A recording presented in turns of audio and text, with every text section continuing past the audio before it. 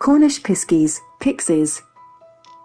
The Cornish Pixies were a fairy tribe in Cornwall that were said to have been helpful yet mischievous and were often blamed for leading travellers astray. There are many tales of their origins, such as being wandering pagan souls stuck in limbo or even the UN-christened souls of babies. The cheeky creatures were said to shrink and shrink until they were no more. Just 1 second. Just 1 second.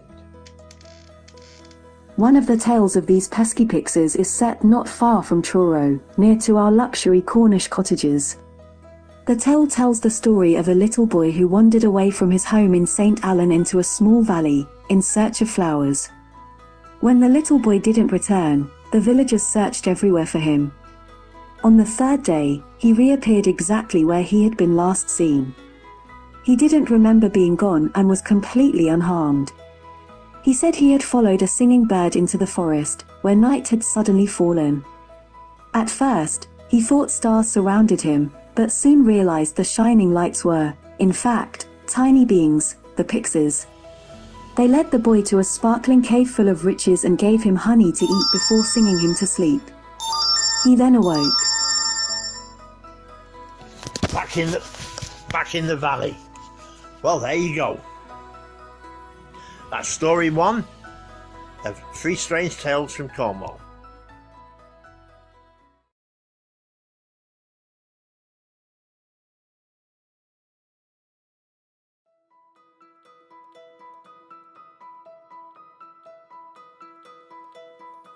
Well, this is story 2 of episode 9, Subterranean Hauntings in Cornwall.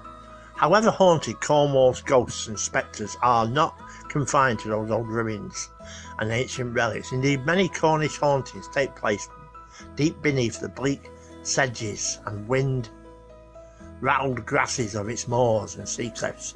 For centuries, Cornwall's most precious resource was tin, and several of Cornwall's haunted locations are situated in the abandoned tin mines that litter the landscape, their skeletal buildings looming eerily against the scudding clouds, and from which the ghosts of long dead miners seem loath to depart. A major superstition amongst those long gone miners was an implicit belief in the existence of the knockers. These were mysterious supernatural creatures who could wreak havoc on the dangerous working environment in which the miners worked. Well, hey, there you go, that's story 2. Up next, story 3.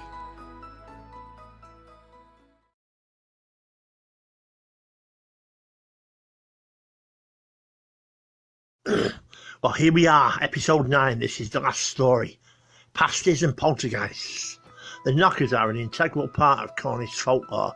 They would hide, steal, or simply move the personal property of the miners. They could often be heard hammering away deep within the mines, hence their name.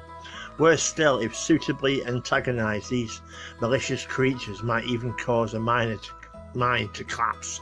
All manner of superstitions grew up around the knockers, and many different methods were used to placate them. One such method involved the ubiquitous Cornish pasty, that staple of many a pub lunch and hurried roadside snack, the origins of which are rooted firmly in Cornwall's tin mining heritage. The Cornish pasty was developed to provide the miners with a hearty midday meal during their grueling shifts, spent working so deep beneath the ground that ascending for lunch was quite simply not an option.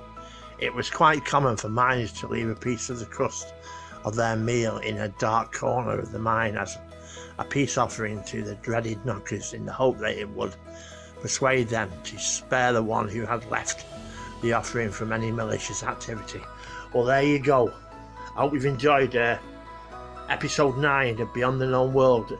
It's the last episode in 2 weeks' time of this series of Beyond the Known World, and then the following series will be the following year. There's only one a year, so look forward to episode 10, the final episode in this series, in 2 weeks' time.